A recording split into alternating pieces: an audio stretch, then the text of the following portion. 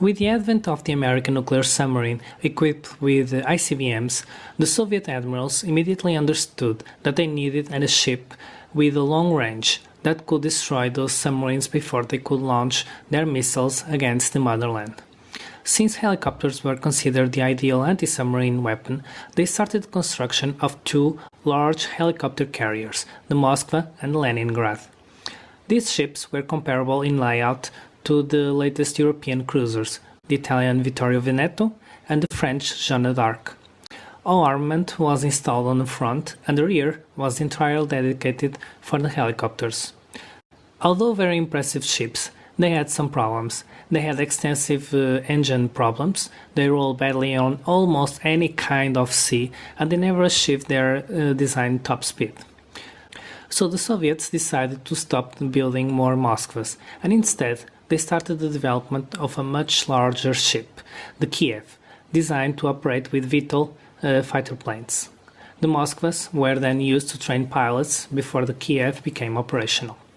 In this video we can see one of the Moskvas underway with a Yakovlev Yak-38 Forger, the Soviet VTOL fighter, comparable to the British Harrier, performing landing and takeoff trials from the rear of the ship, while the Kiev was being finished.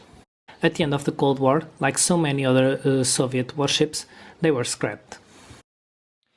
And now let's talk a little about the model. As you can see, the entire armament is concentrated on the front. It has the anti-submarine rocket launchers, as well as the FRS missile launcher here on the front. It has two Cyan-3 surface-to-air missiles to defend from aircrafts. It has here the cranes to put the smaller boats on the water. There's here a few more.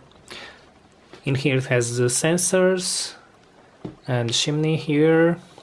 And in here it has the 57mm anti-aircraft guns.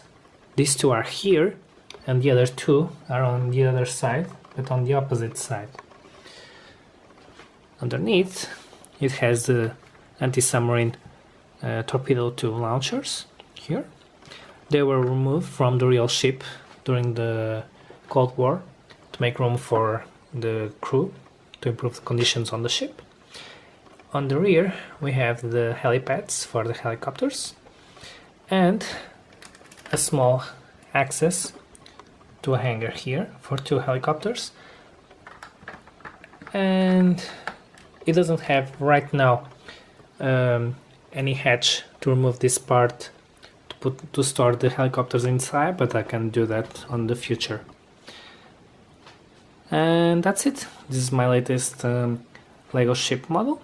I hope you guys like it. Don't forget to visit my Flickr page and subscribe. Thank you, and see you next time.